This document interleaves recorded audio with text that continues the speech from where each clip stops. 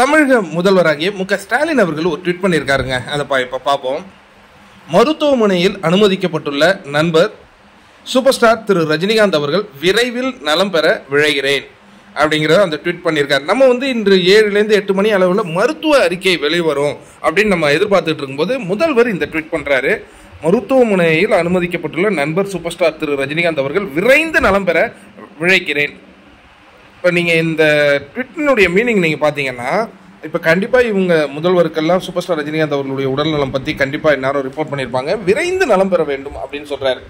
அப்போ கண்டிப்பாக ஒரு சிறு பாதிப்பு சூப்பர் ஸ்டார் ரஜினிகாந்த் அவர்களுக்கு இருக்குது அப்படிங்கிறத நம்ம இந்த ட்வீட்டின் மூலமாக உணர முடிகிறது.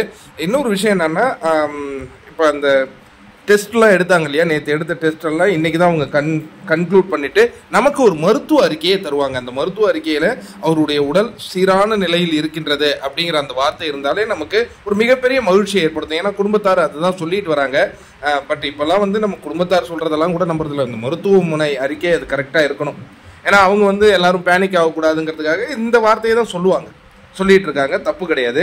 இப்போ முதல்வரின் ட்வீட் நமக்கு கொஞ்சம் என்ன பண்ணியிருக்குன்னா, ஏதோ ஒரு கண்டிப்பாக ஒரு பாதிப்பில் தான் இருக்கு அப்படிங்கிற அந்த தகவலை நமக்கு கன்வே பண்ணுதுங்க. மறைமுகமான கன்வே அப்படின்னு சொல்லுவாங்க இல்லையா, மறைமுகமான ஒரு கன்வே. கண்டிப்பாக சூப்பர் ஸ்டார் ரஜினிகாந்த் அவர்கள் இந்த கூலி படத்தினுடைய படப்பிடிப்பு அந்த இடம் நீங்கள் பார்த்துருப்பீங்க.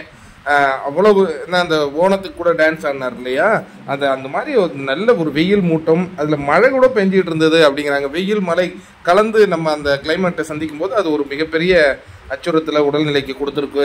நம்ம இதை பிளேம் பண்ண வேண்டாம். பட் இந்த நிகழ்வு என்ன சொல்கிறது, முதல்வரே இப்படி ட்வீட் பண்ணியிருக்கிறாரு.